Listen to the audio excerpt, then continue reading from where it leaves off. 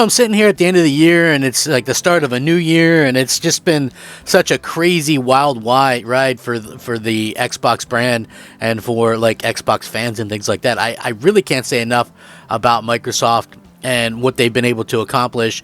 Obviously, it's been, there's been some ups and downs and things like that, but for me personally, I look at it as I say, well, every down can lead to an up because you learn something from it, right? The only time that a negative is really a negative is if you didn't learn something from it. So I love the fact that, Microsoft is learning from their mistakes. They keep things moving. That's exactly what they need to do. And, at the end of the day, I feel like fans are sort of responding to that in a very positive way.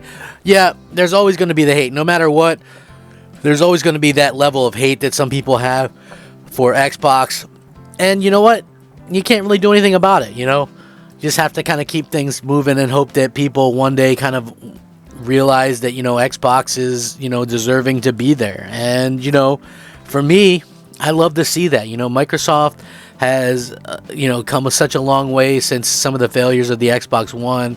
I love to see that. I love to see that. I love to see them be competitive, be aggressive with the competition, price competitively, put out competitive games. Again, you don't have to put out a copy of God of War. Just put out your own great games, and the rest will take care of itself. And thankfully, that looks like to be exactly what we're starting to see from Microsoft. Now, even more good news is this right here, which I'm sure a lot of you guys have probably heard of. We know that Game Pass had 50 day one games in 2023, and they'll probably eclipse that in 2024. They already have 40 day one releases announced for 2024. So Game Pass has been unprecedented success in 2023.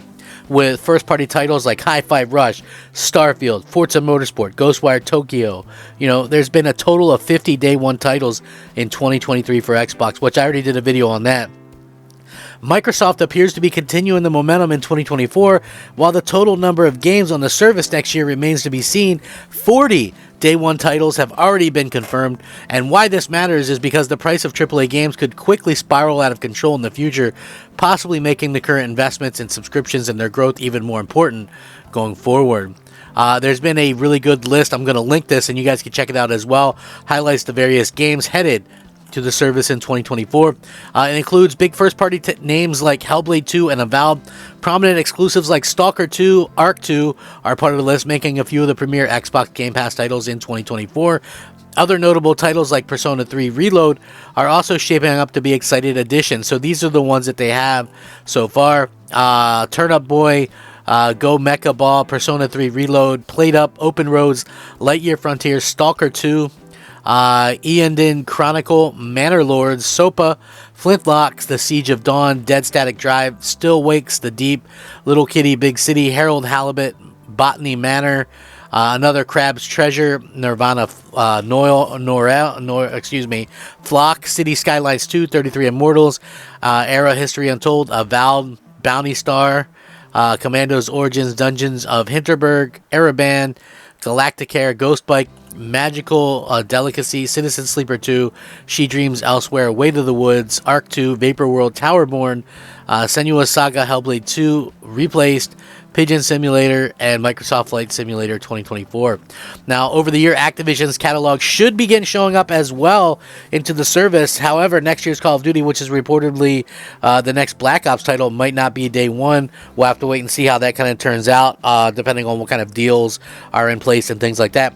But it's still, Game Pass has proven to be an incredibly unique thing. It's been a great thing. We know that they've gotten, if you live in the U.S., $9,000 worth of content. Can you believe that? $9,000 worth of content.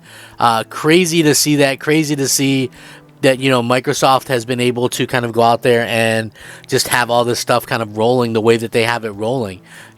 I think that that's nice that they've been able to kind of get all these games out there. And I think it's also awesome to see that Microsoft has been able to kind of make sure that a lot of these kind of third-party games and stuff end up on there, because it's not just about the first-party stuff. It's also about the third-party stuff. So, again, realistically, what we're seeing is Microsoft kind of taking over the space, exactly what they needed to do. I like the fact that they've been able to kind of get things, all their ducks in a row and things like that. Again, really, really nice to see. And Microsoft has been very much one of these types of companies that have taken it on the chin whenever they do anything kind of that's suspect or whatever. So it's nice to see that there are sort of like these good things as well, and people are sort of starting to recognize that Microsoft is doing some really, really good things as well. 40 already confirmed.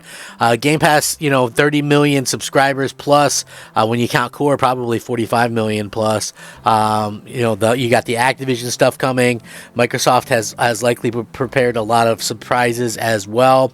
Last year, Hi-Fi Rush was announced just out of the blue. I think they did the same thing, didn't they, with 007? I thought they did that with that as well. So, we'll see what happens in the future with that. I wouldn't really kind of count it out for them to do another drop or two, maybe shadow drop. I don't think anything big, but I think that we could see some big games still come out that we didn't know were going to release in 2024. So that's something that I'm kind of looking forward to as well. And we'll see what happens. I'm excited for the future of what Microsoft is bringing to the Xbox platform.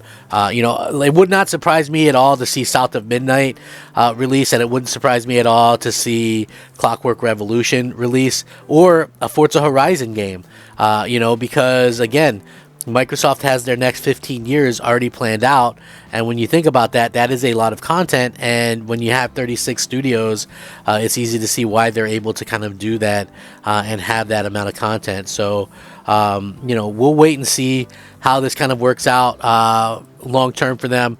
Like I said, nice to see that Microsoft is finally getting some positive traction and things. So let me know what you guys think, though, because I think that's really very important. With what's happens. And again, I hope that Microsoft continues to kind of understand what the fans want, this is one of the things that I really have, kind of put down as, hey, you know what, Microsoft is doing some really nice things here, and the fans are responding, thankfully. So let me know what you guys think, though. Like I said, really appreciate it. Look, Microsoft, they still have a long way to go, but they're going to be able to kind of pull this off if they keep their foot on the pedal, and that's exactly what they need to do. So thank you guys for watching. I'm Crap Gamer. This is Crap Gamer Review. Stay safe in the new year. God bless. Rack 'em up. Crap Gamer out.